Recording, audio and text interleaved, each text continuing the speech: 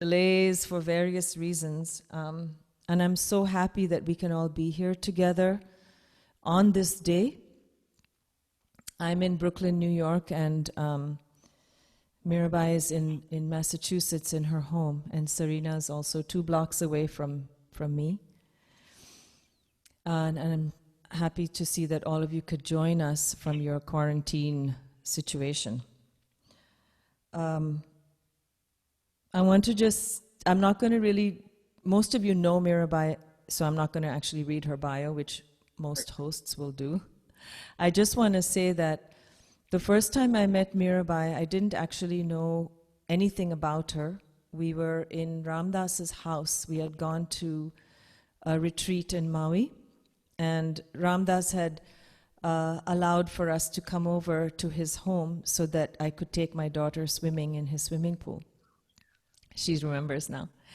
And as I was getting in the pool, no one else was around, and there was this lovely lady sitting by the pool in a chair. I didn't know who she was. And then we started this conversation, and the thing that struck me most about Mirabai, and I'm sure you all agree, is her incredible warmth and grace and her ability to just take you into her lap, which we all need so often, so to speak. And I'm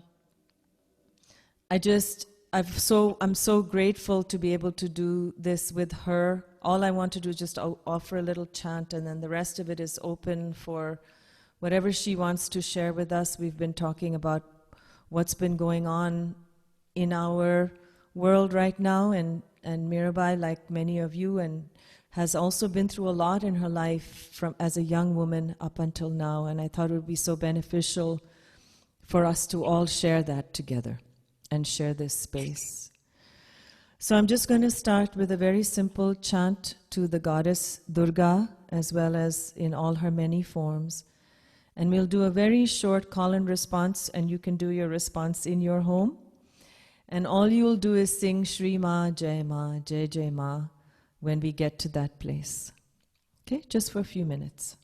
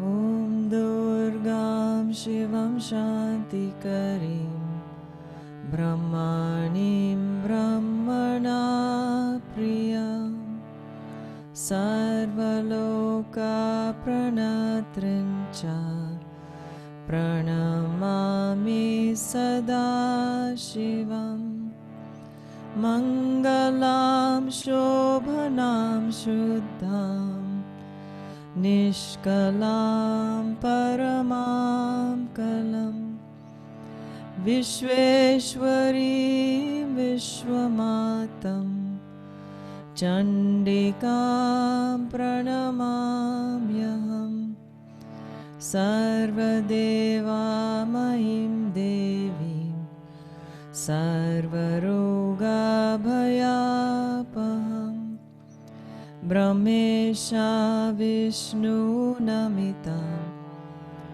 Pranamami Sada Shivam Vindhyastham Vindhyanilayam Divyasthana Nivashini Yoginim Yoga Jananim Chandikam Pranamamyaham Ishana Mataram Devim Ishwarim Ishwara Priyam Pranatosmi Sada Durga Samsara Navatarini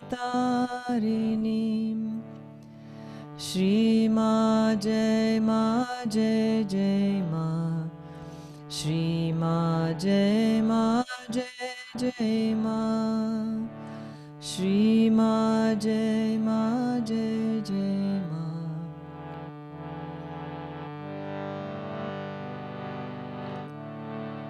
Shri Ma Jai Ma Jai Jai Ma Mahadevi Lalita Shri Ma Jai Ma Jai Jai Ma Shri Ma Jai Ma Jai Jai Ma Shri Ma Jai Ma Jai Jai Ma Mahadevi Lalita Shri Ma Jai Ma Jai Jai Ma Shri Ma Jai Ma Jai Jai Ma Shri Ma Jai Ma Jai Jai Ma Chamunde Kali Durga Ma Shri Ma Jai Ma Jai Jai Ma Shri Ma Jai Ma Jai Jai Ma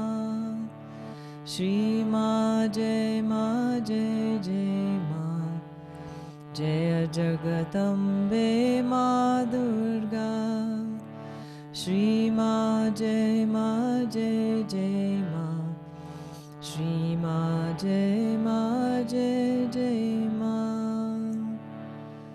Shri Ma Jai Ma Jai Jai Ma Shri Ma Jai Ma Jai Jai Ma.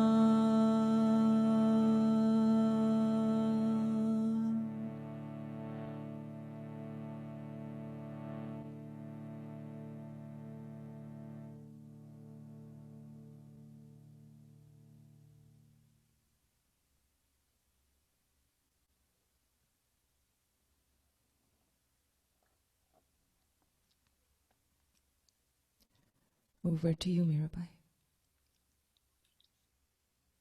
Good. It said the host would like you to unmute. Why would you want me to unmute?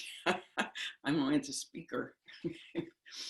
Well, first, Nina, that was so beautiful. So I read this little piece in the New York Times today about a woman talking about putting her little child to sleep. And when he went to sleep, he always wanted to have his hand on her cheek. And I was imagining, I could feel it. That's what that chant felt like. Thank you. Mm-hmm. And everybody, this is so cool. I've got you all on gallery so I can see most of you. So many people are, getting online these days. Everybody, of course, is at home with nothing to do, sort of.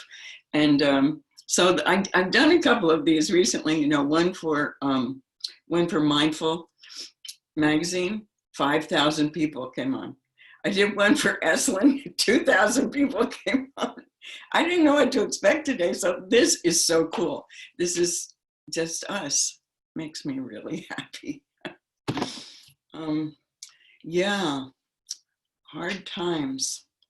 And Nina, when I was growing up, you don't know, but when I was growing up, my name was Nina. My given name was Linda, and I think I couldn't say it right in the beginning, and so my family started calling me Nina, so they still do. So always had that bond. But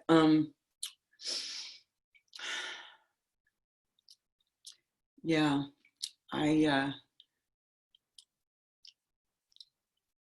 I thought we would mainly be reflecting on what it's been like to be in quarantine in this artificial retreat that we've been in. Um, but of course, um, everything that's happened in the last few days has certainly changed things. And I don't know what you all have been going through, of course, but I have found it really, really difficult. And I think obviously part of it is that we have been so many of us so alone that there's, I don't know, but I found such intense emotions coming up around George Floyd's murder. It was really hard, although I know the thing to do is to, notice those feelings, get in touch with them, know that if you don't do that and accept them, that you'll repress them and that'll come out in all kinds of destructive, negative ways. But I have found it really hard. I know it's the potential for increasing our compassion to see all these emotions arising in us, but and I'm committed to that. But I have found it really hard. One thing I noticed is that it's really helpful to cut through blame. That in as much as we just blame someone outside, although which is not to say that people aren't responsible for things, but when you get caught in that blame, everything is the result of somebody else doing something bad, then it keeps you from like looking at the subtler, looking at what's arising in yourself, looking at I think that the complexity of the situation. And then of course, the other part of that is blaming yourself. And I mean, I don't like blame myself for the coronavirus or for, or for George Floyd's murder, but I just feel so bad that we are in this situation in this country. It just is, it's so hard. I'm gonna, because Nina asked me to tell my story, I'm going to do some of that. But you'll see it lasts 80 years. And it involved being in the 60s. And, being in the street in the 60s, demonstrating, getting tear gassed, feeling, we were going to change the world. And being very involved in civil rights then. It's hard to, to hold that things are where they are right now. So, as you know, I think one of the most important things that we can do, we all have our roles to play in the world, but is, support each other, create communities of, love and appreciation and strength wherever we can, however we do that. We really need each other. I've certainly, and I'm sure you all have too. This is funny to be talking without a conversation since I know so many of you, but I have really come into a new appreciation of who we are for each other, what in person, in our bodies, that being, I live out in the country and I live with my husband and that's all. And it's quite quiet out here. And, I've been talking to lots of people and been on Zooms and so on, but it's really different. And I just appreciated how much, and we always say this about we're interconnected and so on, but how much of who I think I am comes out when in my relationship with other people and when I'm with other people, and that doesn't so much when I'm not. And it just has begun to feel really like I can really touch it, you know, that we're interconnected. It's not just an idea, it's true. And yes, that's one of the things that this time has taught us. Also, I've been thinking about how important intention is, you know, in all practice. They always say before you practice, you know, set your intention and you know what it is, and that will give you the motivation you need to stay with your yoga or your meditation or but I realized that in you know, all the times I've gone away on silent retreats seems so wonderful. I mean, sometimes I'll be going through hard things, but you know, just, oh, what a blessing to be here in this silent retreat all by myself. But it has felt really different when being put into that situation by forces beyond yourself, without any, you know, support and without any nobody wrote the rules for this one, you know, how to be. I also feel like, you know, my teacher was Neem Karoli Baba. Many of you know that. He said, you can plan for 500 years, but you don't know what will happen in the next moment. And this is a pretty dramatic example. I just think a bat bit an animal in Wuhan, China, and the whole world changed that instant. Isn't that amazing? I mean, we think we know pretty much. We think we're pretty much in control of our lives. Not entirely, but that's amazing. So at any moment, everything can change. And this time it changed for the whole planet, you know? That at first it was like, oh, it's so difficult here. Why don't we just get up and go to nowhere? There's nowhere to go. We're all in this together. So anyhow, coming back to community. And so I threaded this story together, and I did a PowerPoint, so you see lots of pictures from different times. But that around the theme of what has been my, I should say, Maharaji told me this, love everyone and serve everyone. I think of it as my job description, or it's what I've been working with all these years, you know? And at first it didn't sound like anything. So I thought I love people, you know, and I do nice things for people, make tea, whatever, you know. But when I took it as like serious instructions, and then tried to figure out what that meant all these years, then time went by, and now I'm 80. So I'm going to show you some of the things that happened as time went by, and my message is, there's nothing more important than loving each other and serving each other. If we, for a moment,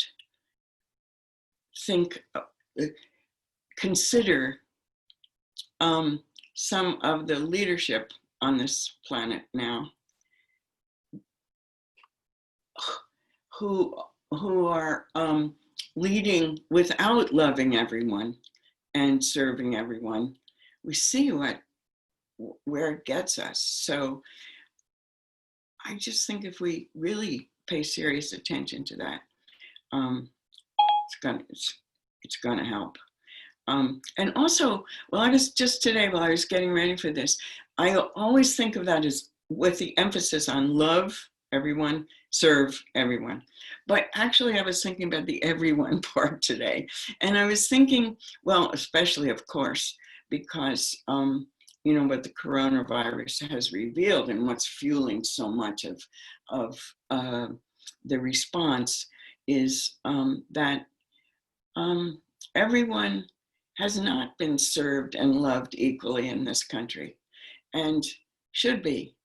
And that's become very, not just obvious, but I mean, as obvious as life and death. And I thought about Maharaji, and he loved and served everybody, and from like high government ministers to like people of wealth to the humblest person in the nearby village. He fed everybody. He loved everybody.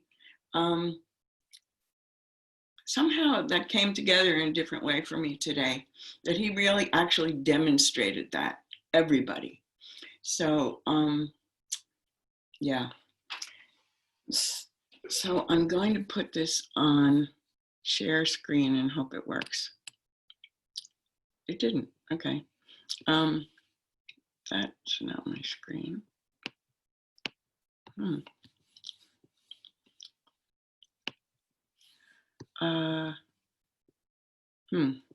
Hold on. Let's see. That's not it. Why would?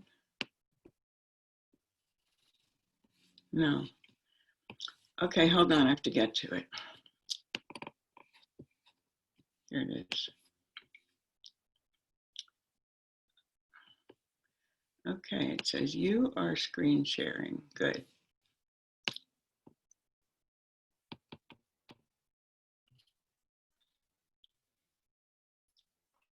Can you see my screen? Can you hear me? Uh-oh. Yes, you can hear me? We can hear you, Mirabai. We can hear you and see the screen. Yes. Perfect. Okay. So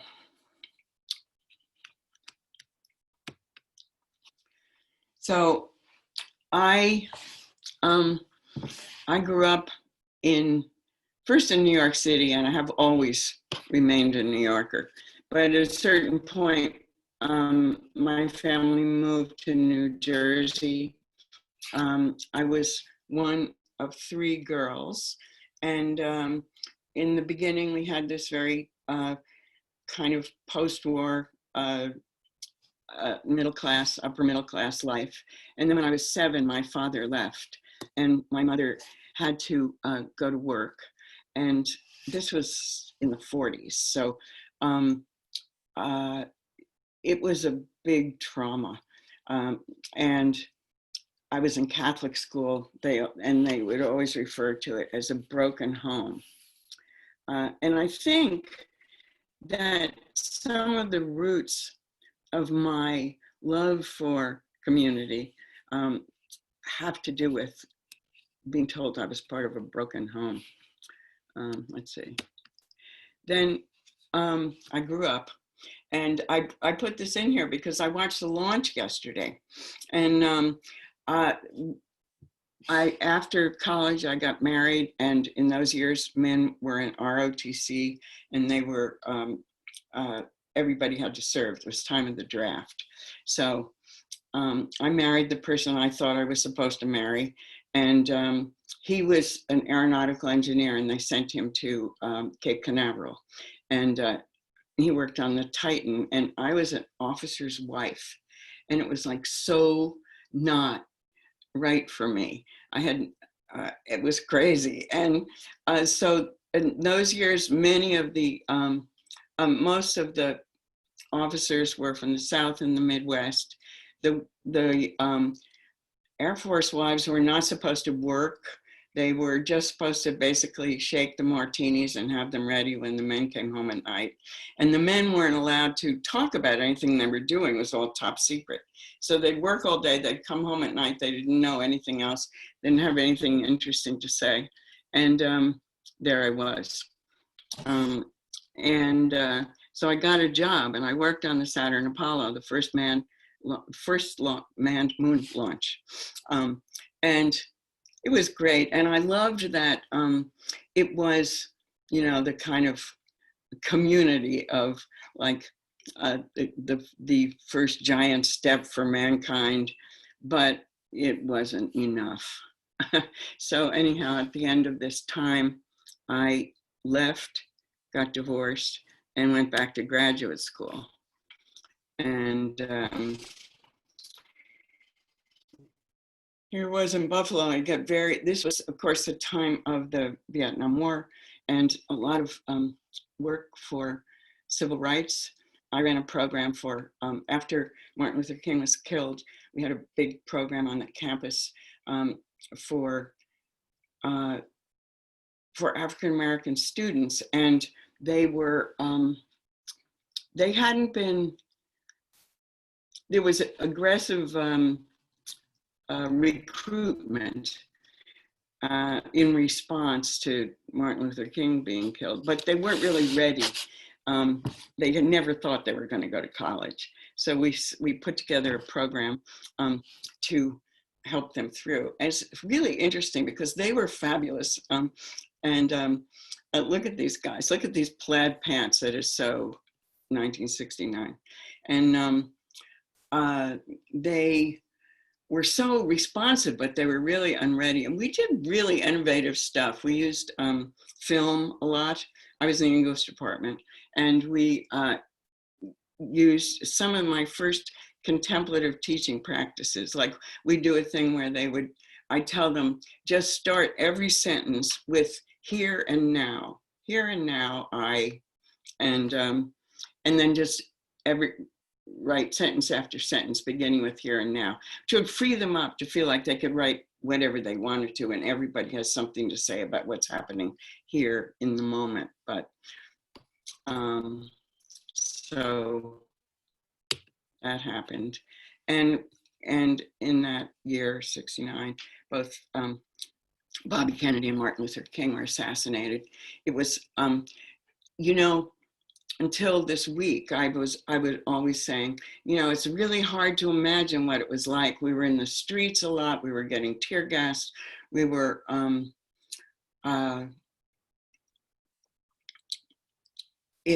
the police finally took over campuses. I was thinking, you know, now they'd be doing that, would be doing that now if anybody was on campus, because that was a center where all the major demonstrations were. I was really looking for someone to help me make sense out of life, basically. I had left the whole life that I thought I had grown up to inhabit. And I really was looking for a sane, compassionate way to live a life. And it was very hard to find any models for it. I loved Merton then. He was really helpful. And of course, as you probably know, he spent time in Asia, died in Asia, actually. And he spoke to me through his books, but it was very hard to find inspiration. And so in 1970, with 30 other students from my English department, I was in the 4th year of my PhD, we decided we would try living, we would try a different way of living. And so we started one of those classic communes from that time. And we lived in teepees, and we built geodesic domes, and we washed our clothes in the stream and made our clothes, as you can see, and cooked over open fires and fished with the Kwakiutl Indians for salmon. It was great, but I also still wanted to look further. And so when I left there, I thought I was going back in a couple of months. As it turned out, I never did go back, but I learned a huge amount from that, just leaving everything behind, higher education and urban life, and just living really simply and working hard, and just living close to the real basics. And I think that began to free me up in a way where I didn't feel like I needed so much stuff. But from there, and from there, I went overland through Europe and the Middle East and into India. And as I said, I thought I'd stay in India about 2 weeks. All along the way, I've been learning a lot. We went from Turkey, Iran, Afghanistan, Pakistan, and into India. And everywhere, people, this is also really different now, people loved Americans. And they would take us into their homes and their mosques and their temples. And it was so astonishing. It was really different from life here, especially urban life here, where we would just meet people and they would embrace us and take us into their little homes and share whatever they had with us. It really opened my heart. We got to India, and the first week I was there, I met Sharon Salzberg on the street. We'd been in the same school, but we didn't know each other. And she told me that for the first time in India, a course in meditation was being taught for Westerners in Bodh Gaya by a Burmese person who'd been a Burmese businessman and then had studied with some great teachers and was now teaching meditation. And that was Goenka. And and so I just thought, why not? And I went to this monastery where he taught, and there I met Ram Dass and Krishna Das and Ramesh, as well as Joseph Goldstein and Sharon Salzberg, and just many other people who remain my friends all these years later. It was a community. Obviously, it was a 10-day course, but when the first course was over, most of us really loved it, and we asked him to teach more. And so I think we stayed for 3 or 4 courses, and this community was built largely in silence, but in silence as we all were learning so much about ourselves and the world, that there was this really deep bond that developed among us. So community doesn't always have to happen through words. And that's where I met Ram Dass, and that's what he looked like in those years. And I loved him immediately. So we were all silent, but in between the courses, he used to, we would all be talking. We were dying to know about each other, because there we were looking at each other all day, every day, but we didn't know anything about each other. So in the couple of days in between, we'd always be asking each other, what did you used to be? So Ram Dass used to call us all the used to be's. He'd be here now. It just came out while we were in the monastery. So he'd say, be here now, don't bother with all that you've left behind, It was great. And then we left the monastery, a group of us, and we hired this bus. It was this really beautiful bus that some of us had come overland on, and we found the driver, and he agreed to drive us around. And this is a Mercedes bus, and all the other buses that people took, it was called the Green Turtle, most of them, were all really funky. They break down in Tehran and wherever. And this one was beautiful. We later found out, much later, that the reason it was so beautiful was that behind the panels of the bus it was hollowed out, and they were taking sheets of hash back into Europe, but we didn't know it at the time. So here's Ram Dass, and here's me and my partner then. Here's Krishna Das and Danny Goleman, and it was a great trip. And on that trip, I put this in for Nina and others to enjoy. This is, as we left the monastery, one of the first places we went was, this was after we met Maharaji, but we were at the Taj Mahal, and there was Krishna Das. This is the zone we were in at the time. So I should go, that's okay. Put this later. I'll come back to it. So it was then that I met Maharaji and in Allahabad. And I really didn't think that I wasn't looking for a guru. I'd heard about Maharaji. Ram Dass would talk somewhat about him in between courses. And then Be Here Now had just come out, and it was in a box.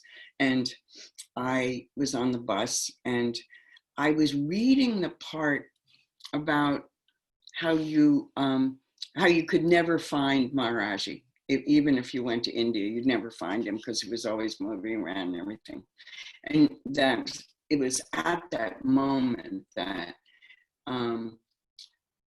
Ramesh looked out the window and said, "There's Maharaji," and the bus came to a screeching halt.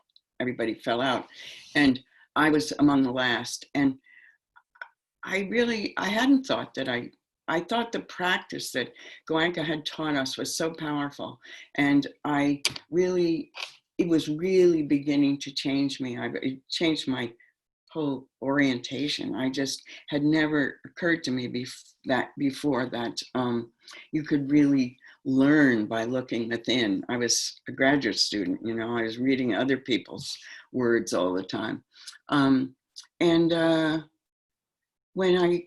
So I glimpsed these possibilities in myself through those months of practice. And when I saw Maharaji, I experienced him as the embodiment, the fulfillment of all those little glimpses I had had myself.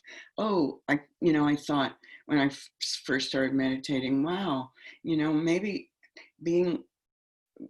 becoming a full human is different from what I thought. Maybe there are really many more possibilities than I imagined. And when I met Maharaji, he to me was the fulfillment of that. He was it all. And I experienced it just vibrationally from the minute I saw him. And then, as I stayed for most of 2 years, I guess, and came home with Ram Dass and Ramesh and others. We all thought we were coming home for a short visit. I was pregnant and was coming home to have the baby and then go back. And I said later, I don't know what I was thinking. I had to go home to America and have a baby. Mirabai, didn't you notice people were having babies in India? A lot. But I did. And while we were home, Maharaji died. We came back and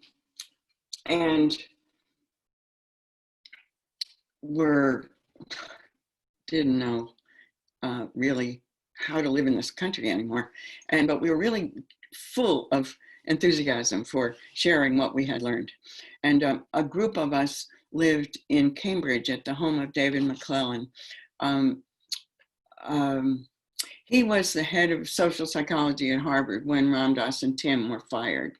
And but they were friends, and David had to fire him because he was the head of the department.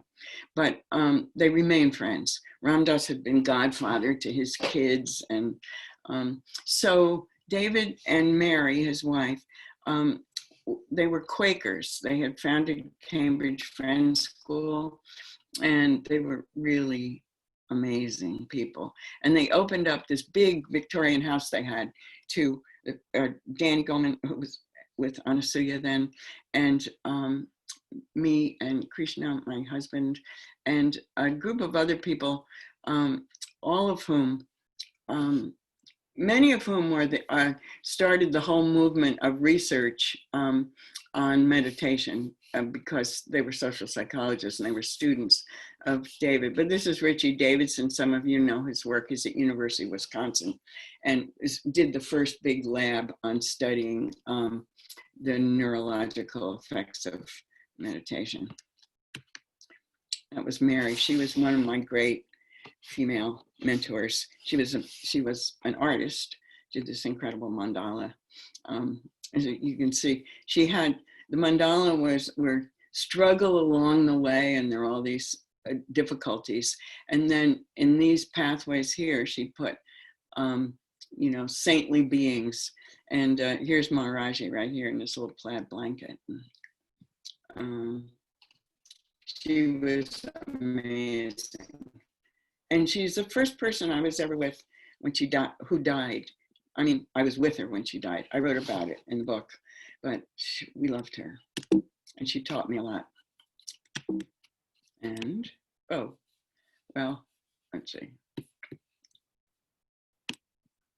This was what it was like then. We came, Ram Dass would come and he'd give these talks, and this is me here.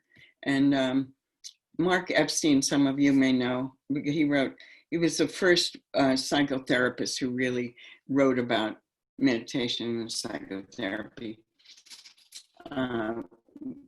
Thoughts that a thinker. Anyhow, that's the way it was then. We lived for this. We didn't, oh, here's John Seskovich also. This is what we did. And it was pretty great. And David, because David was at Harvard, a lot of really interesting people were interested in what was happening with people returning from Asia. And so all kinds of people would come to the house for dinner. And this is Bucky Fuller, who the father of the geodesic dome. And here he is for dinner, picture of Maharaji there.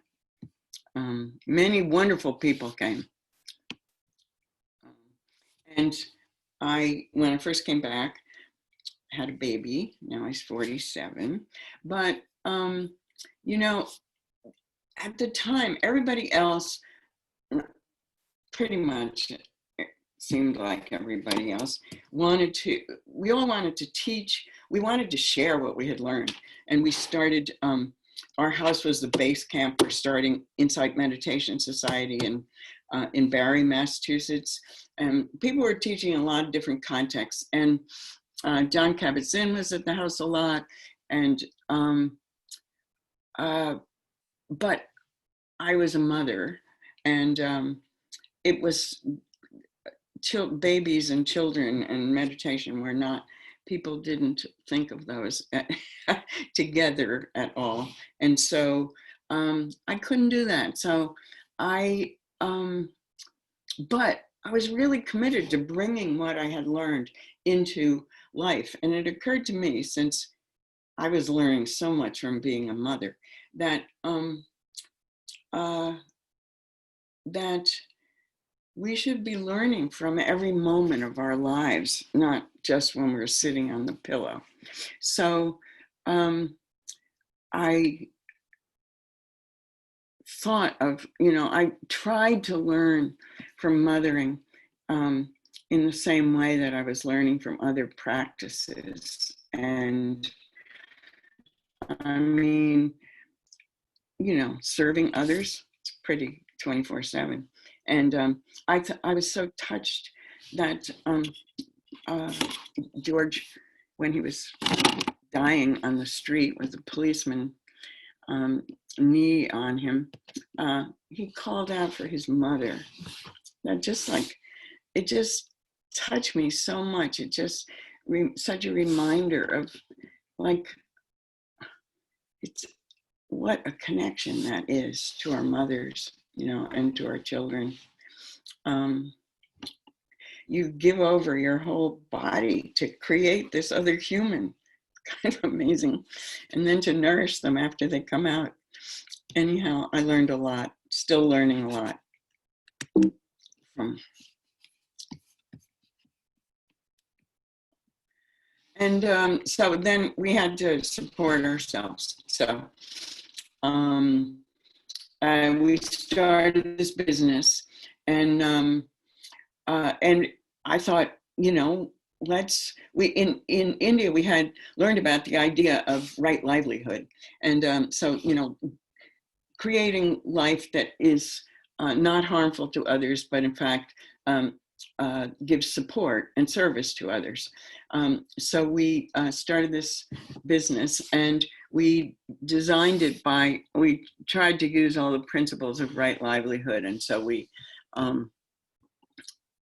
our guidelines were, you know, respect everyone, listen carefully to everyone. We worked on the idea of relative hierarchies, that, you know, that at one level we're all here together and we are all equally valuable humans, all doing our thing. And then in the workspace, then there were also relative responsibilities, and some people had to give others direction or report to others. But we worked on trying to hold both those things simultaneously. And it's not an easy thing to do. And it was such a great place to be together. It was a big community. People who worked there, it was called Illuminations, they still have reunions. And this is like, you know, I forget, 40 years later or something. And many people like married other people there. And it was a real community. These were, what we made was, this was just the time when people were beginning to identify with new spiritual paths, old ones, but, you know, new for them. David McClellan said it was the affiliative need. And so we silk screened these symbols from all the different spiritual paths, and they became very popular. And then this is actually on, those of you who know, Larry and Garage's Brilliance door. It was on their door in Michigan, and when they moved to California, they took the whole door with them. Now it's on their house in California. And partly because it was we really developed these really great ways of working together. We became really successful. And then when we made a rainbow, then like millions of people wanted it. There are many difficulties in business also. It wasn't all, and toward the end, we almost went bankrupt when people started manufacturing in China, and we were still printing in Boston. But I learned so much from it. It was quite amazing. And then after that, some of us who had been with Maharaji in India, some of them were medical professionals, doctors, epidemiologists, and they wanted to, Maharaji had sent Larry to WHO, again in the news, to help them on the smallpox campaign. And as you probably know, smallpox was eliminated, and it was the first infectious disease in the world to be eliminated. Now we can really, I mean, I'd heard those stories forever, but I can so appreciate it now that, and it was killing many people.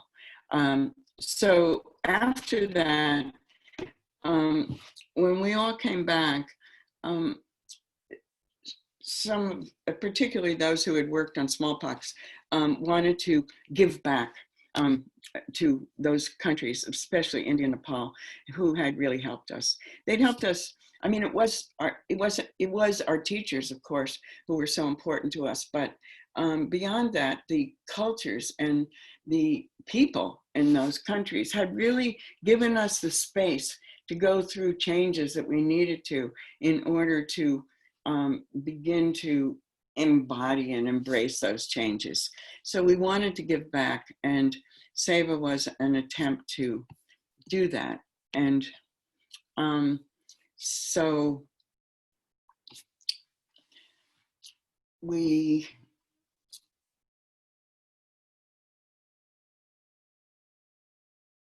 committed to compassionate, useful service.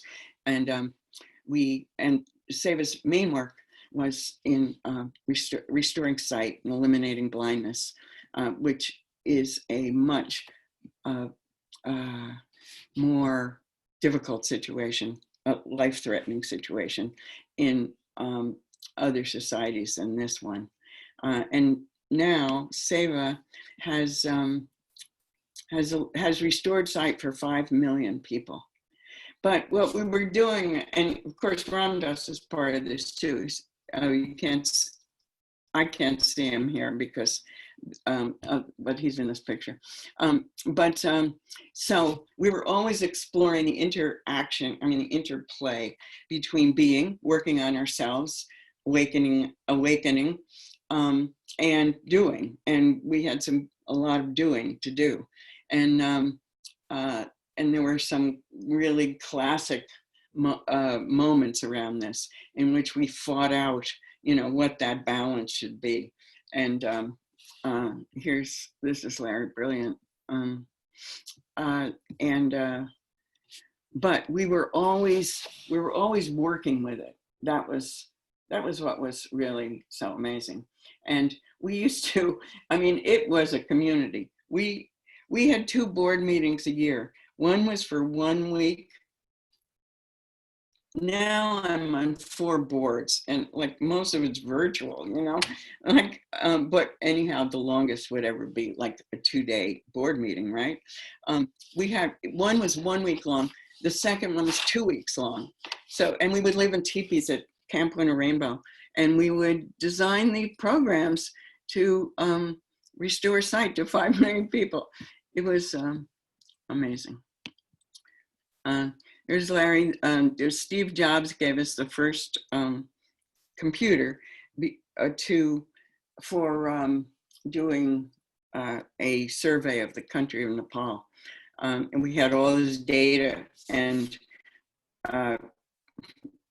before computers, it was like note cards, and so we were able to make sense of it.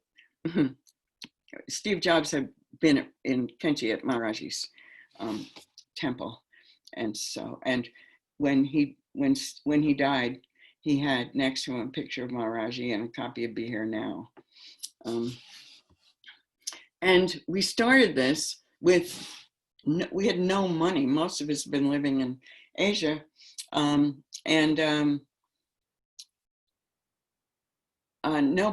no foundations or anything were interested in blindness in India and Nepal. So we had to raise it, and we did it through rock and roll. A lot of the Grateful Dead was the house band, and at that time, that was a period when music in the 60s had started out as being very idealistic, and then by this time, which is this is 70s, it had become pretty or been accused anyhow of being so commercial. And so a lot of artists really wanted to do something, and do something obvious that was for a good cause. And for 40 years, a whole community of musicians have been doing concerts for SEVA. This is India. And for 10 years during that time with SEVA, I worked in Guatemala. It was after the worst violence there, and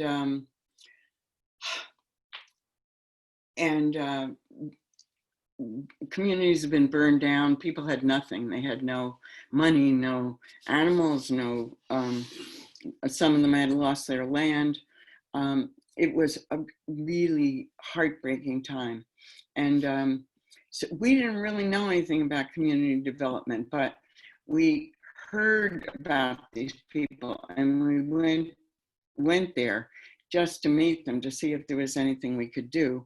And this was me and Jahanara Ramni and Sunanda. And we just fell in love with them. And so for 10 years, we helped them rebuild their villages.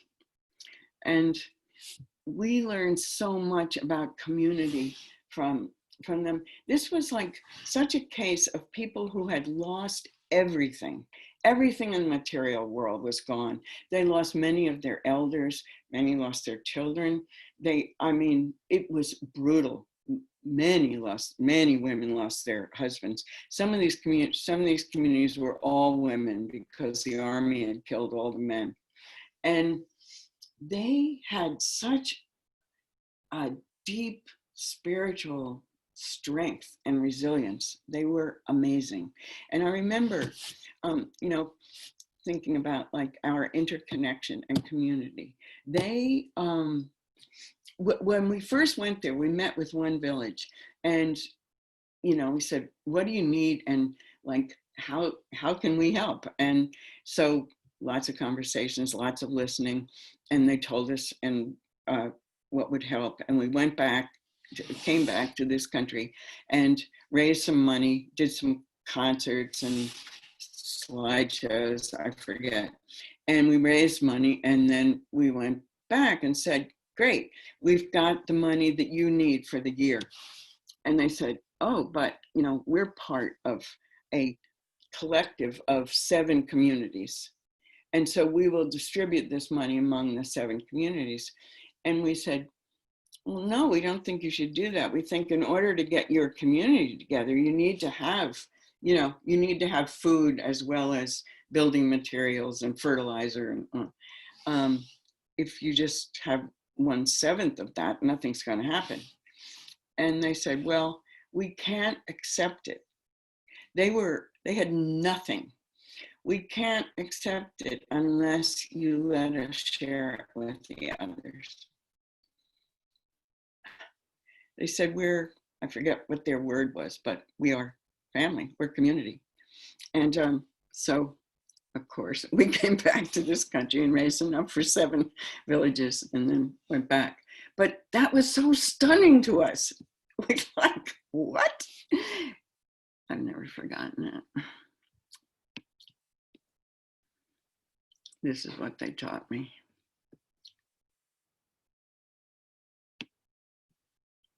And this is this is more about community.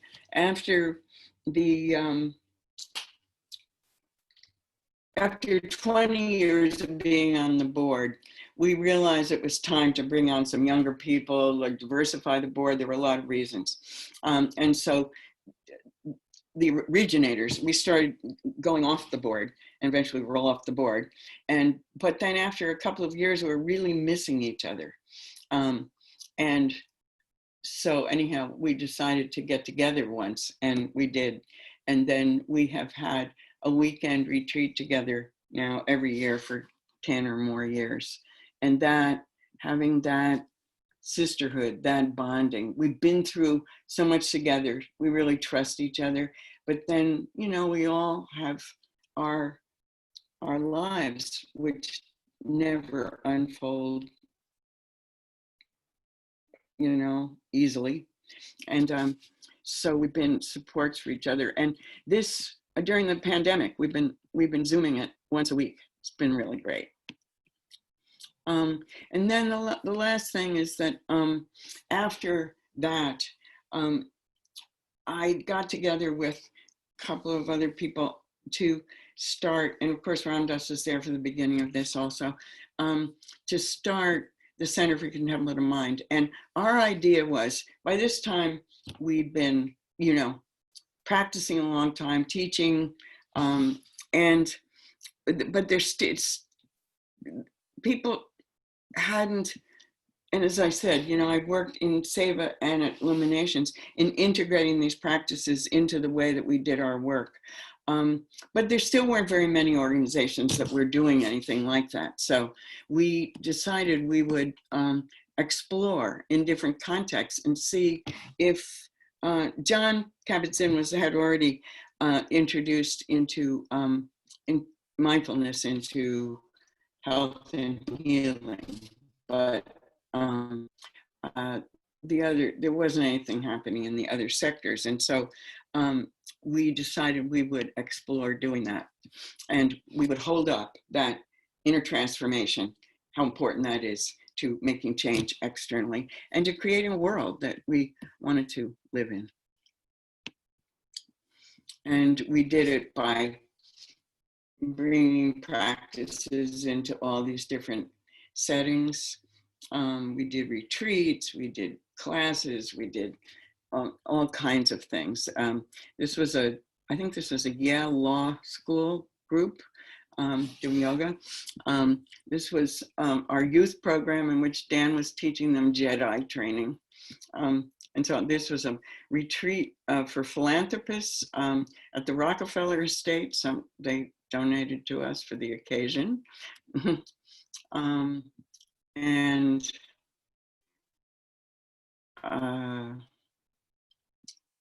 this is Arthur Zients, was the head of our higher education program, and His Holiness. And one thing we did that was important was we interviewed 80 people and asked them what in their life is a contemplative practice. And you know, it's different for everybody. There's lots of people do meditation and yoga and chanting, but there are so many others. And so we heard them all and we organized them into a tree. So there were movement practices like Tai Chi and of course yoga and walking. And there were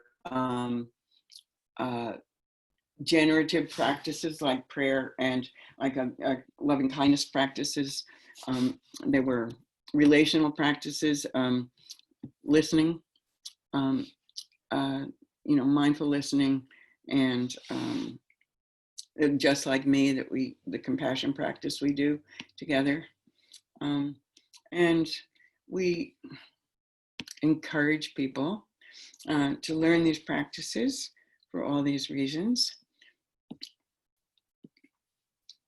Become calm, clear, wise, insightful, generous, joyful.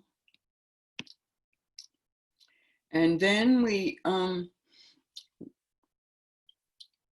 really tried to articulate, now of course it's everywhere, but ways in which these practices in the workplace can really make change. And of course there's a whole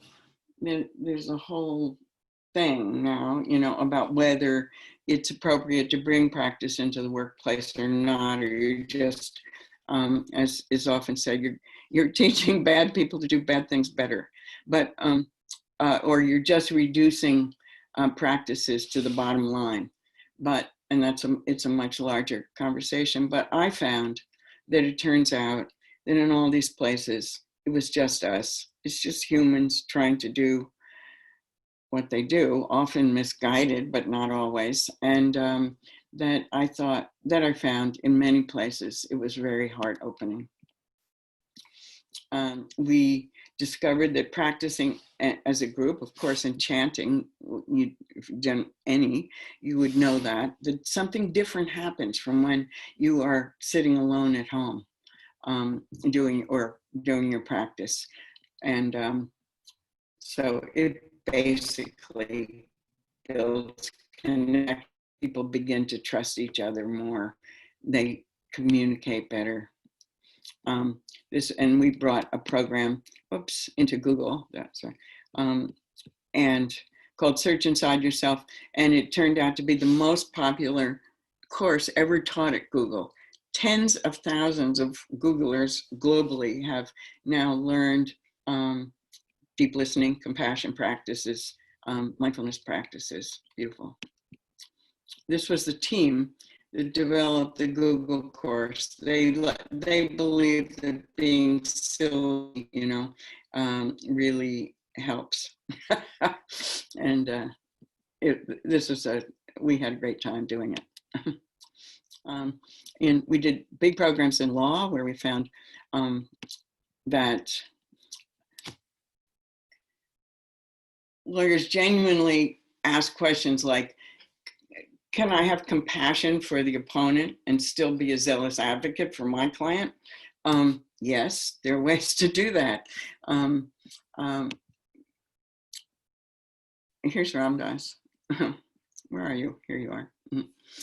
We did lots of work with social justice activists, helping people come to understand this importance of the integration of the inner and the outer, how it sustains people, how it helps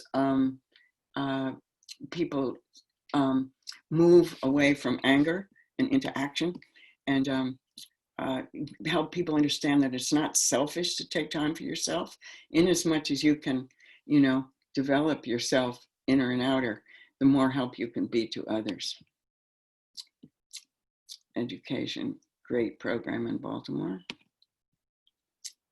Higher education. This was, I was teaching at the Harvard Graduate School of Education, and I thought it was really great for Ram Dass, full circle, and telling them about how they all wanted some mindfulness, right? And then, but they said, oh, mindfulness is good. This will be amazing. People will hear that we're having mindfulness at Harvard. And then I got to tell them about the beginnings and how it really had all started there. And they were in disbelief. We worked with the Army. That was among the most poignant work that we did. And then in the last years, I've been teaching in lots of places. This is the Shivananda Ashram in the Bahamas. This was at Omega. These young women this was at the University of Michigan Leadership Institute. They were fabulous. And this was the last retreat 2 weeks before Ram Dass died. And this is, I'm going to put this in for compassion. This is, some of you have done this practice of just like me. And,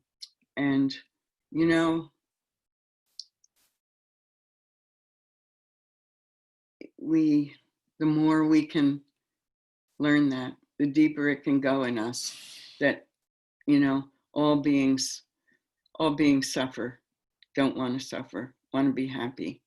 Everybody suffers, goes through life struggling, and everybody will eventually die.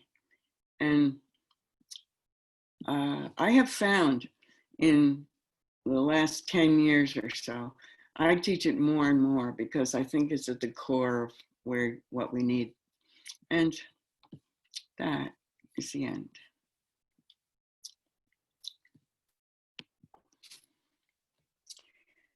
So now let's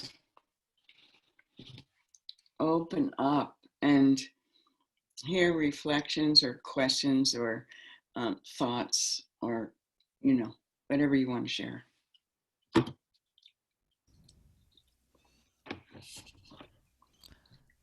So you all remember how to raise your hand? Oh, okay.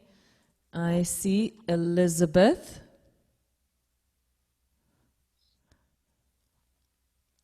Where is she? Hold on, I'm trying to unmute her.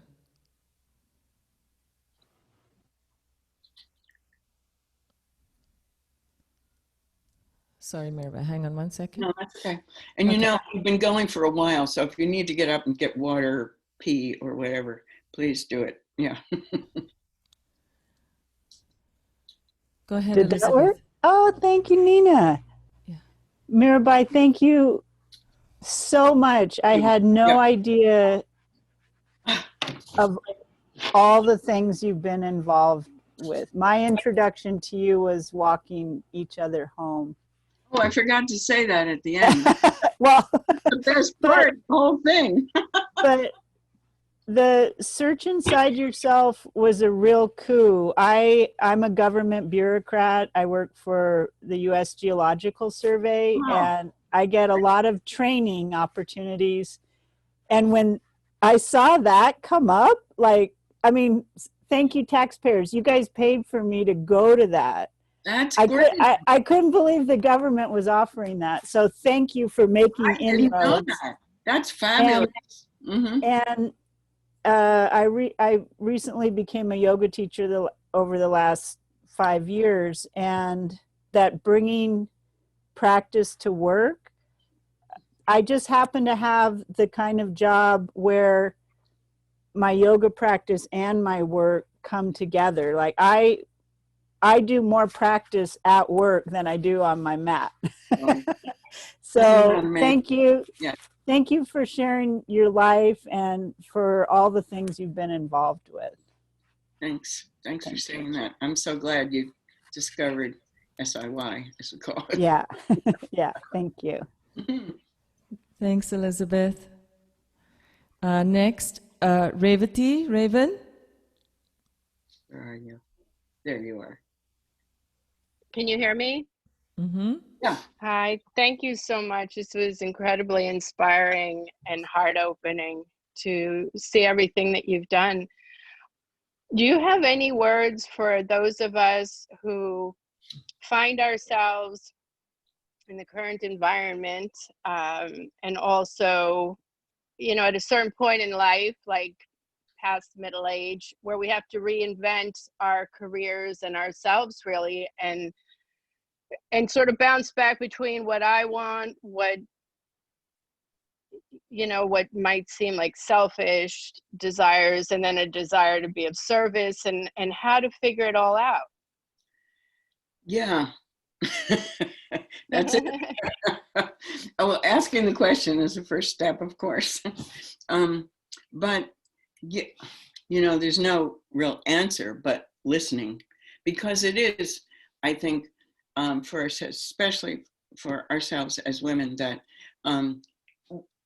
balancing, integrating all those different parts of ourselves, and is what we do. And I think really listening for what it is that you really have to offer, and being really honest about it, and what you have to offer at this time in your life. There's one thing I didn't say, but maybe it was kind of obvious, but like at different stages in my life, different, I was a different person, and so I had something different to offer. I could never hike those highlands in Guatemala right now, for example. But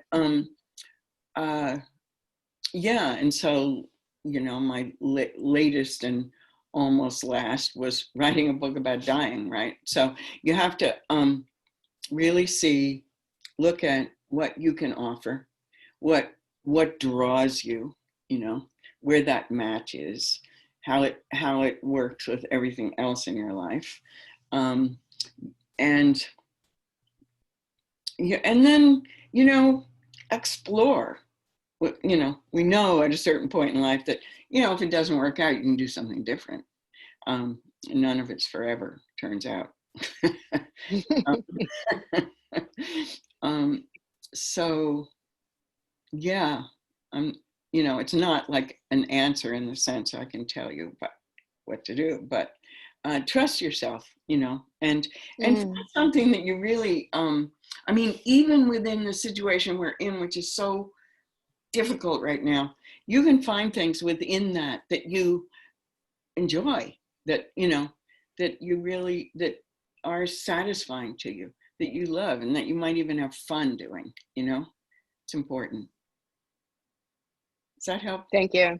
Yeah, a lot. Thank you.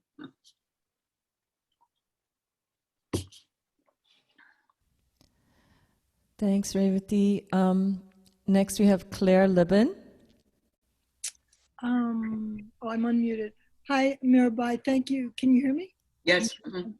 Thank you so much for talking. I had a story when you talk about finding Maharaji. About 27 years ago, I started doing kirtan in New York with KD. There were only about 6 of us.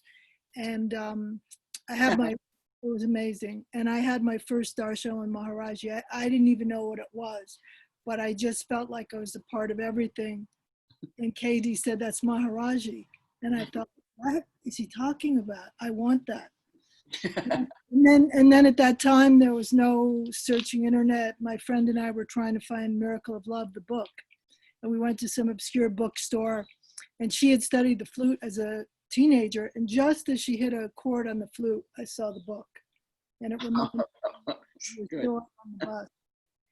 And it's been, I don't know, 26, 27 years with Maharaji. And a lot of up and downs, you know. And a year ago, I went to Ram Dass's retreat about caregiving because I had an older partner and he had a lot of health issues, and I was on overload. And I finally heard what Maharaji said, love everyone and tell the truth.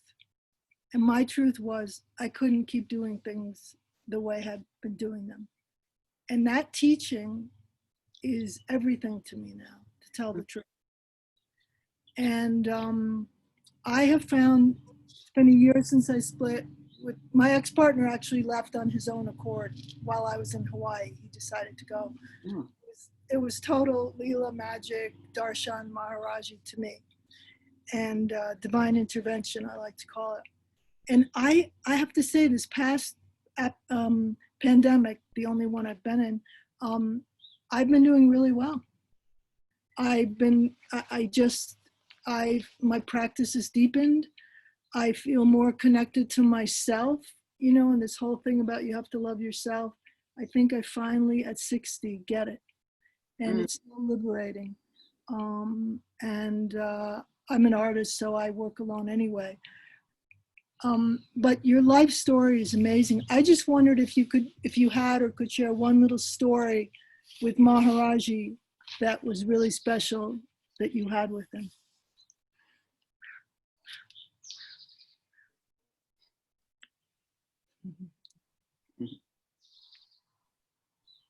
Well,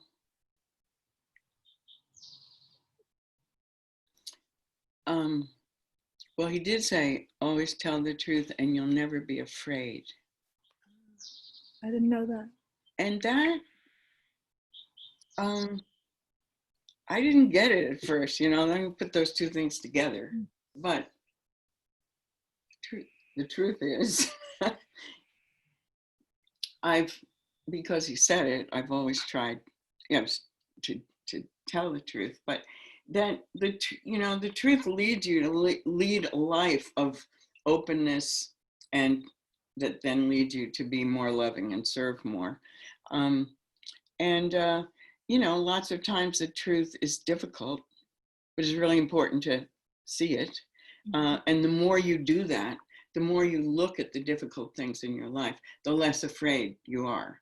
So at first I thought it meant, if I don't lie to anybody, then there won't be somebody out there who wants to do something bad to me, you know. But it has turned out really not to be about that, but about how looking at what I fear or what I don't want, being honest with it, telling myself the truth about what's going on, has made me, you know, stronger, braver, you know, something less fearful. And then, of course, fear of death is the final fear, or it's an ongoing fear, but like coming to the truth about that, which I have to say, you know, we worked on that book for 2 years. And so I was like thinking and talking and meditating and reading about dying the whole time. And of course, like being with Ram Dass. And we told each other, one thing he said, when we came out of the meditation retreats in Bodh Gaya, we've been silent for so long. I said, Ram Dass, I don't know what to do now. And I'm afraid to speak, you know. And he said, I was a literature and language student, right? So it was a big deal. He said, say what you know, don't say what you don't know. And I thought, whoa. I thought, I might never speak again. But we made that commitment to each other when we started working on the book, that we would like go into the room and we would bring up the subject of dying and loving and living, and then we would only say what we really knew at this time, not just words that we'd said when we were teaching X number of years ago or something, or that we read, but what we really knew from inside about dying. And so we just say that, and we wouldn't say what we didn't really know. So we were telling the truth. And the truth is, I came away from that, as you can imagine, with much less fear. It wasn't like I was carrying like a heavy fear of dying, but I just felt so much lighter about it all when that was over. So, yeah, so I think that a lot of folks have been struggling with fear of aging and dying during the pandemic. You know, both my 89-year-old parents in New York City had COVID and survived, and they're doing fine. Oh, which is just like, it was a very scary period of time, but yeah, really amazing. I mean, my husband's mother is in a nursing home. She tested positive. Mm-hmm. So many people, you know, the nursing homes are just full of it. And it's 3 weeks later and she's fine. Yeah. And so, my folks tested positive for the antibody test. So whatever that means. Yeah. Yeah, whatever that means is right. But, oh, I'm so happy for you. That's great. It's not, it doesn't feel like it's a good way to die. No. You know, I mean, we all have to die, especially if we're in our 80s or 90s, but it doesn't feel like a good way to go. Thank you. Thanks, Claire. Tara? Where are you? There you are. Ask to unmute. There. Hi. Can you hear me now? Yes. Hi, Mirabai. Hi. So happy to see you. No, I haven't really talked to you since Maui, right? Yeah. So, yeah, because I went to Maui for Ram Dass's memorial, but I didn't see you. So anyway, I just wanted to say hi. And a couple of things I wanted you to talk about, because actually I was fine coping and getting connected with my neighbors and Zoom and people and yoga and writing and painting. And then anything could happen. So I hurt my wrist. So now I can't, it's my dominant hand. So now I can't write or stuff. But I'm not sad about that. It's just emotional release. Sorry. So I wanted to talk about the sadness. I mean, I'm trying to be here now, and actually I have so much to be grateful for. But the sadness of not being able to go places and be with people you love, and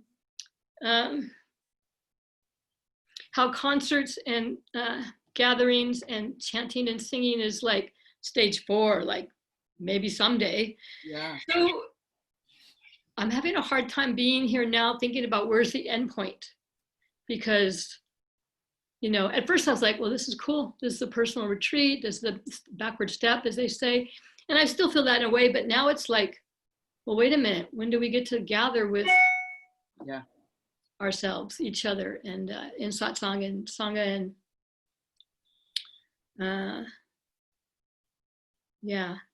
and I have found that I've got amazing neighbors. And so that's amazing.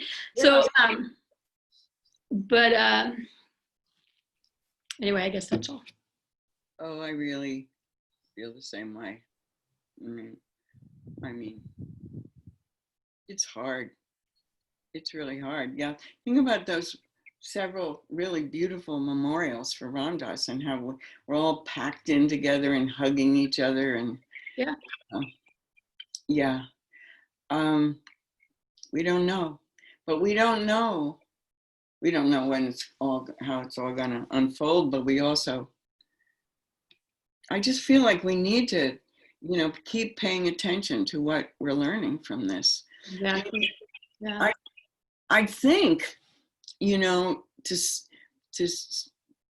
some extent, one of the reasons that so many people are in the street and, sad and outraged, and because this time is, I think a lot of us have really looked at what matters to us. You know how you've noticed that, like, you don't really need to buy new clothes or all the first level of stuff, but then more deeply, what matters. And I think people are just much more, I mean, part of it is that people are just like dying to get out, but also part of it was that experience of watching that person be killed on video, just, I couldn't watch. I think people responded much more from a much deeper place, many people, that made them feel like I've got to get out there and make a statement too. So I think that there's that, it can help us really see, by what we're missing, what it is that really matters to us. And when we're able to, again, create whatever our new world is going to be, that we build into it the things that really do matter to us, Yeah, thank you. I just wanted to add, so thank you for that. I just wanted to add that, I had friends that were kind of panicked about COVID, and I wasn't. I'm like, just stay sheltered in place. If you're nervous, just stay. And then all of a sudden I had to go to the hospital. Oh, for your arm. Yeah. Mm. I hurt myself. So I had to take Ubers.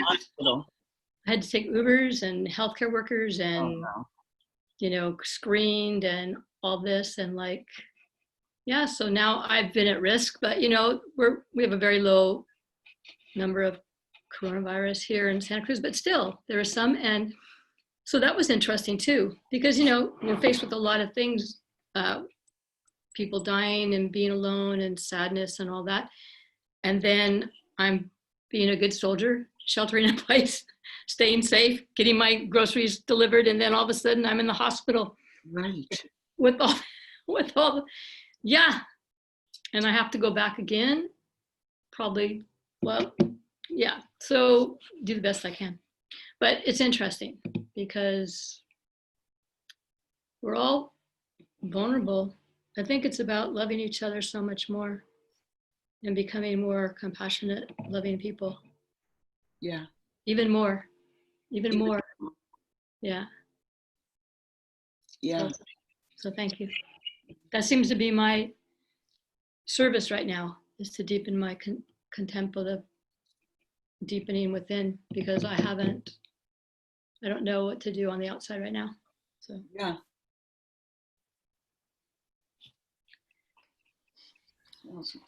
Thanks, Tara. thank you. I'll mute myself. Love you, Mirabai. I was just looking around. I put my mask out here. I was going to put my mask on at some point to model good behavior, but now I can't find it. Perfect. Okay. Jennifer? Hi, Mirabai. How are you? Where are you? There. Oh, hi. I didn't know you were here. Yeah.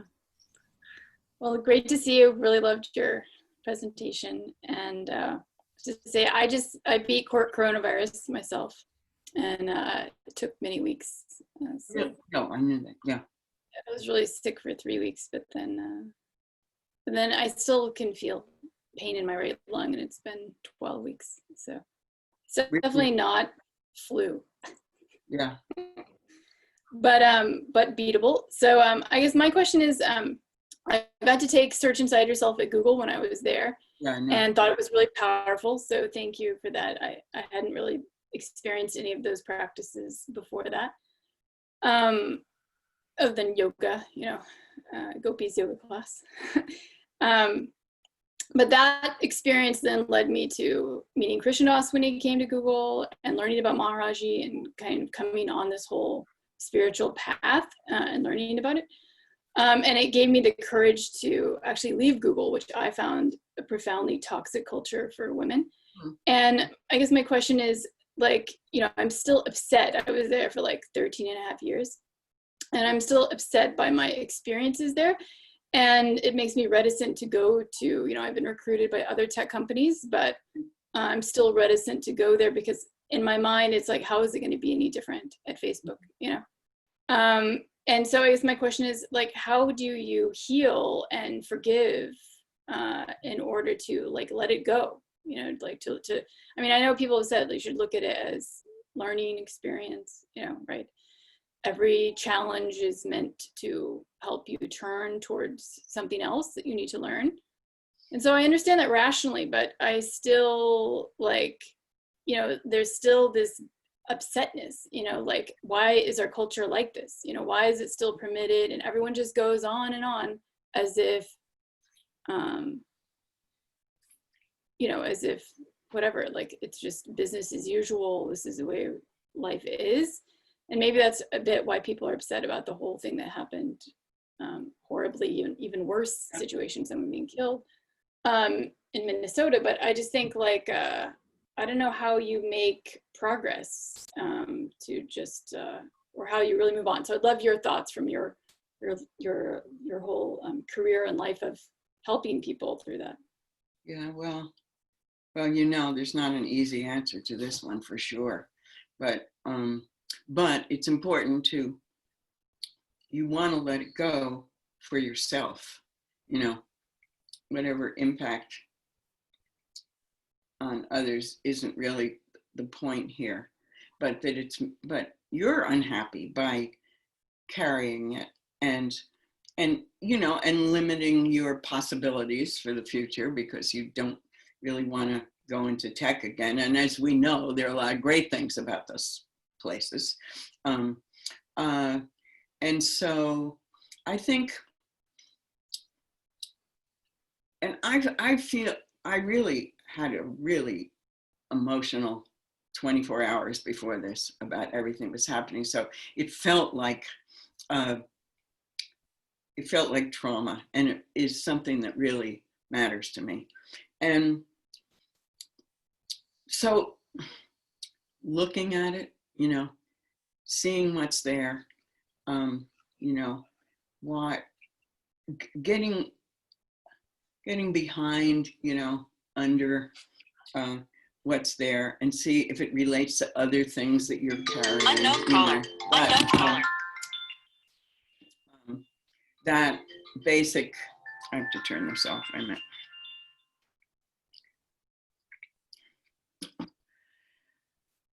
Basic mindfulness practice of looking and seeing what's there. And then, you know, letting go as much as you can. When it first started out, the folks who got into mindfulness-based trauma therapy, I was at those first meetings, and they talked about, like, seeing it, then bringing it as close as you can. Ram Dass talks about this too. Bring it as close as you can for as long as you can without torturing yourself, but, you know, gently looking at what it is, where am I hurting? Why? You know, being kind to yourself, being self-compassionate, and then in as much as you can, letting it go each time, and then later bringing it back again as much as you can and letting it go. Being gentle and letting go of guilt and self-judgment and anger. And it's the basic work, you know, like it's not in some ways so different from all the work we have to do about everything we're holding on to, but there's something very tender and powerful about this. But the real reason you want to do it is for yourself. And then you may have some work to do, you know, with others who were involved or in making decisions about tech, but you can make those from from a much more clear, insightful, smart place once it's not obscured by the emotion. Does that help? I'm sure you've heard all those words before, but that's the only thing to do. And you do it for you. Yeah. And then, then how do you have courage to face it? I think, I hear what you're saying and it's very powerful. And I don't think I think I've been afraid to confront it.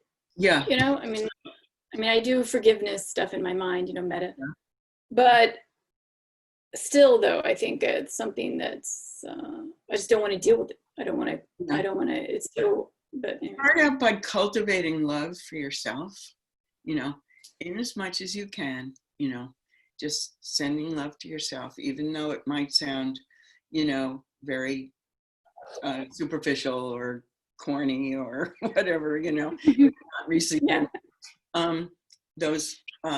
I think that self-compassion practice where you put your hand on your heart, it's amazing. It's like that little child hand on the cheek,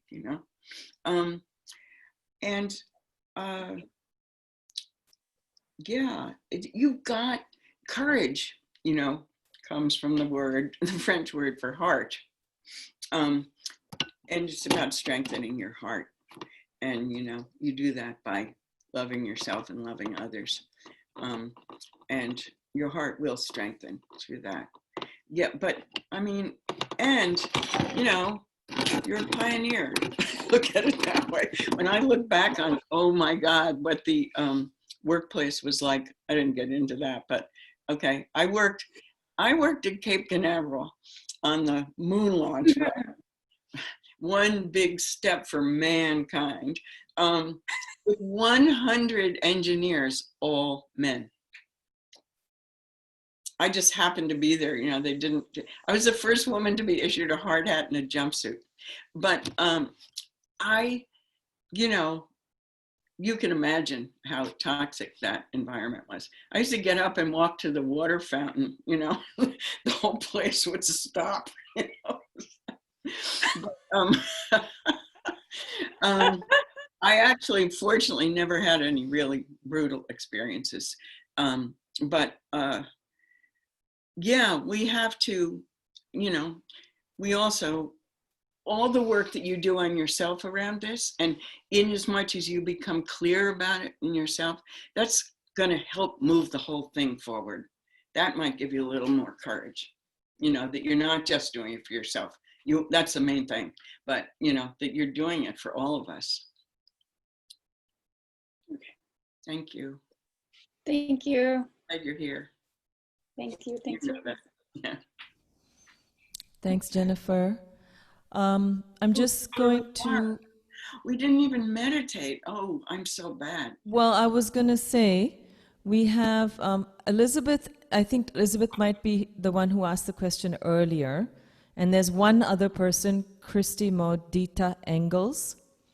So I don't know, would you like to take Christy's question and then, okay.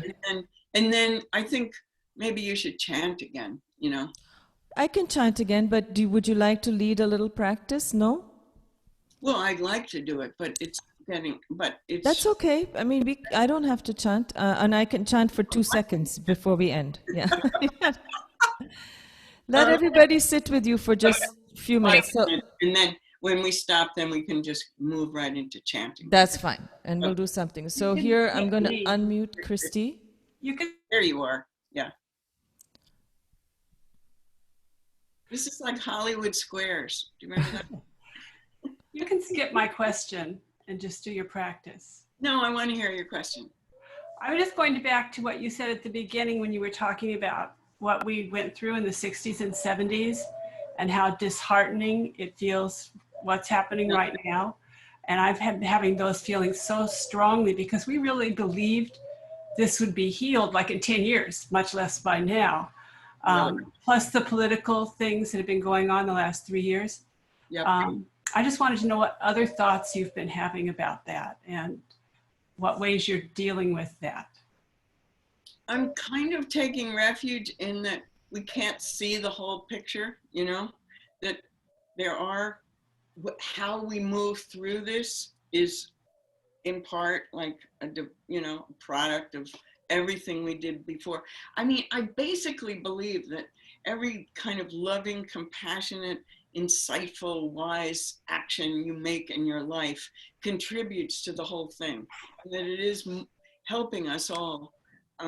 It's creating this, you know, environment in which we lead our lives, and that, you know, that that good things come out of it when you commit to that kind of work. But, and we can't always see it. So that's kind of a little, you know, it's easy to have those thoughts about what's happening like on another plane from this one, because, but we'll see how we come out of this. I mean, we really don't know what's going to, you know, when I looked at that early picture of me teaching at Buffalo, that when Martin Luther King was killed, big riots. And I mean, that was, and Bobby Kennedy, I mean, that was unbelievable. And, you know, the New York State legislature just threw money at it, you know, and then all these kids ended up on campus, I don't know where they were. But some really great things did come out of that. I don't know, we'll see. We may not, it doesn't seem to be, you know, linear. And let's hope that, you know, that some wisdom comes into the decisions about going forward. You know, I don't know. Thank you. Yeah. Wonderful. Thank you. Good. Okay, let's just sit for a few moments and just being here, feeling your body from within your body, noticing the way it feels where it meets your chair, your pillow, noticing your feet connecting to the floor, connecting through to the earth.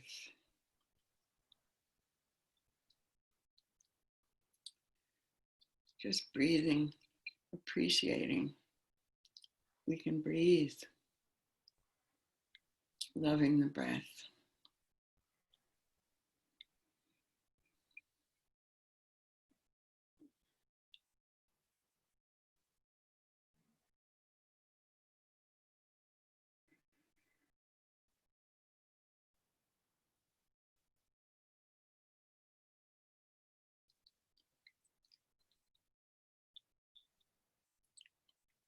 And now, imagine breathing in and out of your heart.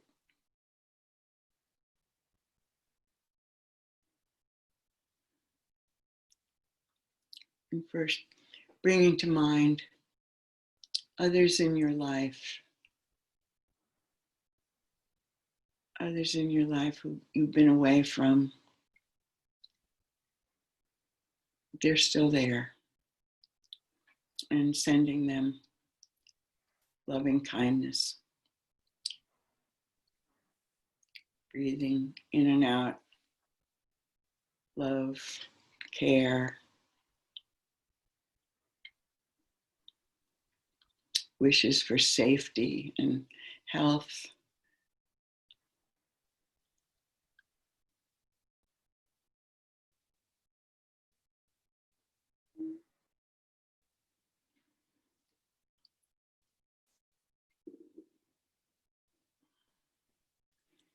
And now resting in your deep human heart.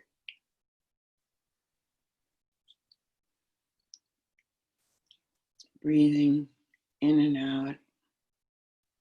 With each in-breath, I am loving awareness. No matter what is happening in the world, no matter what difficult emotions I'm experiencing, I am loving awareness, my true identity. I am loving awareness with each in-breath and each out-breath.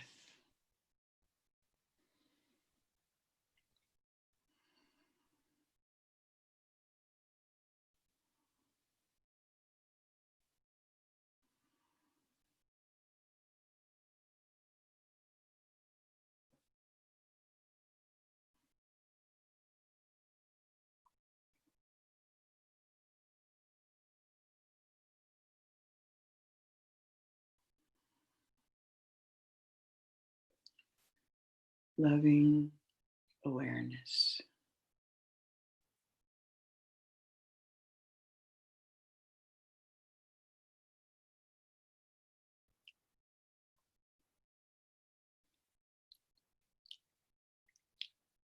And Nina, whenever you're ready, we'll be with you to chant.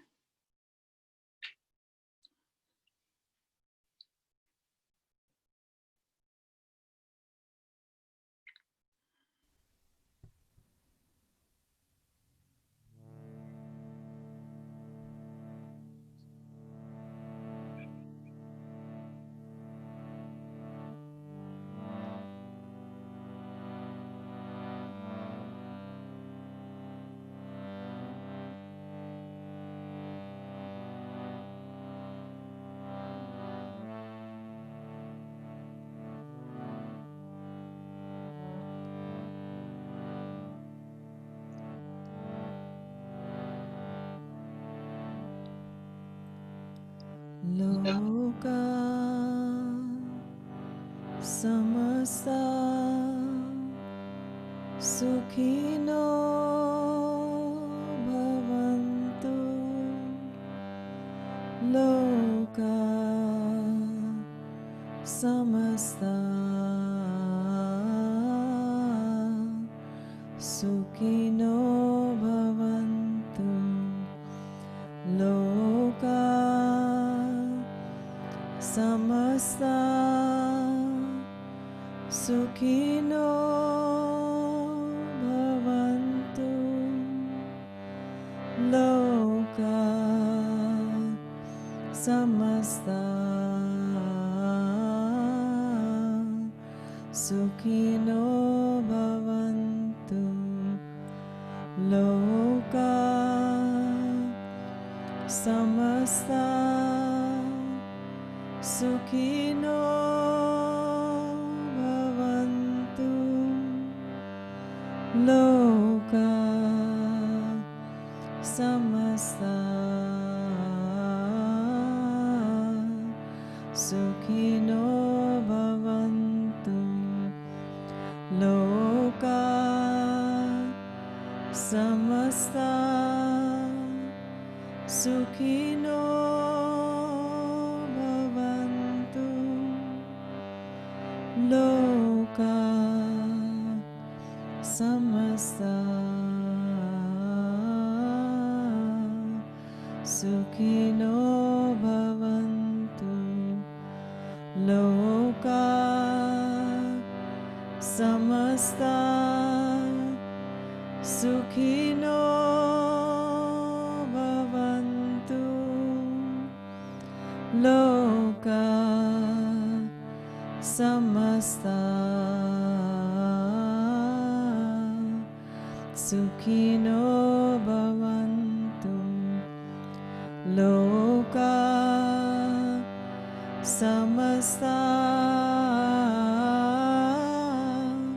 sukhino bhavantu. Loka samasta sukhino bhavantu. Loka samasta sukhino bhavantu. Loka samasta sukhino bhavantu. samasta sukhino bhavantu loka samasta sukhino bhavantu loka samasta sukhino bhavantu loka samasta sukhino bhavantu. Last time. Loka samasta sukhino bhavantu loka samasta sukhino bhavantu.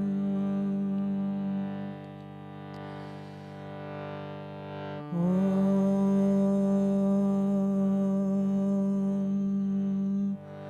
Shanti Shanti Shanti.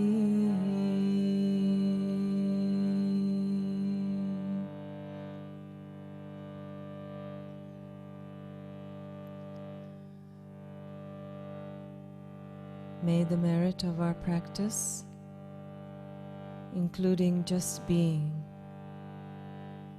and living with loving awareness, be of benefit to all beings everywhere.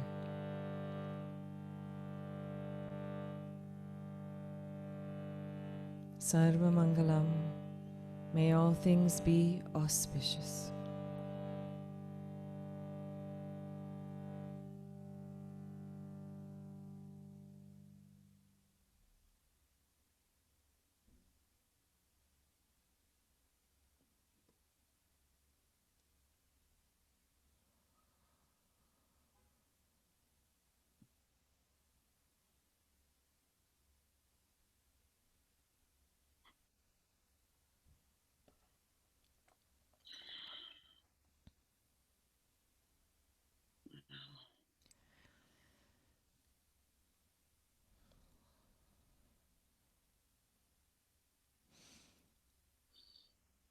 Oh, that's beautiful. I say, I feel so different from right before we got on. Let's do it again, and Nina can chant a lot more. So beautiful. We can do that. But when can people be with you again? Are you doing something soon that you remember offhand?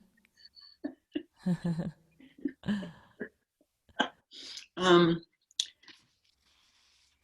honestly, well, I am doing a podcast with Pete Holmes. That'll be good. Great. That'll be funny. He's a good guy. Yeah, he's a great guy. Lovely chat. And I think that's just tune into his, he's on all podcasts. I think it's this coming Thursday, I think.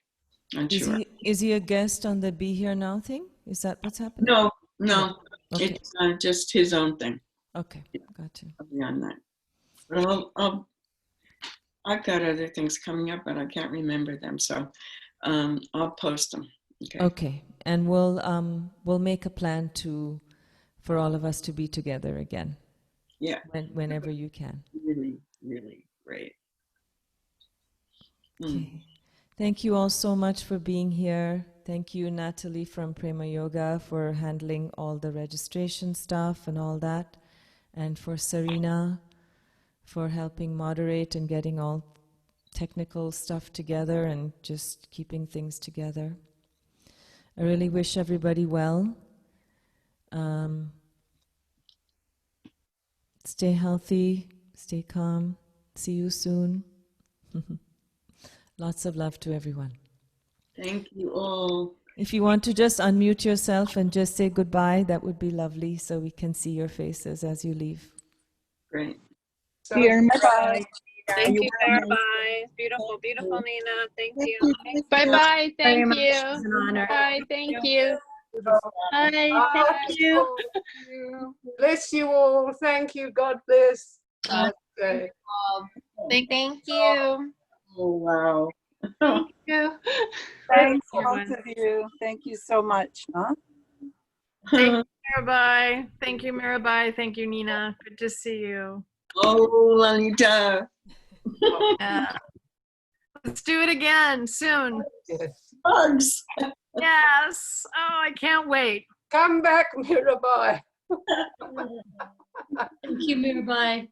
Thank you, Mirabai. Thank you, Nina. Oh, I'm so glad you were here. Love you. Love you so much. Wonderful. No words. Heart is full. Mine too. Thank you, Mirabai. Oh dear, I saw you. Thank you, Nina. Love you. Thank you, Serena. Oh, Love you all. yes, love you. Thank you so much. Ram Ram, Ram Ram. Thank you so much, Mirabai and Nina. Thank you so much. It was great. Sending love. Ram Ram. Much love to both of you, all of you. Hi, Serena. Hi. Lots of love. Mwah. Nina. Mwah. There? I I'm can't here. see you, Shama. I don't know where I went. Wait. We just see your name. Oh, that's why. I don't know how that happened. Here I am. Hi. Hi. Love you all.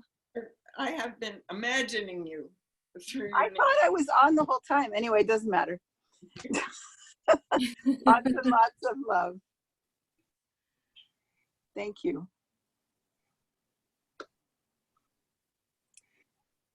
I'm going to end the meeting now. Thank you all. Take Thank you care. very much. Thank you, Mirabai, Serena, Nina. Thank you. Thanks, Natalie. Thank you so much. Bye.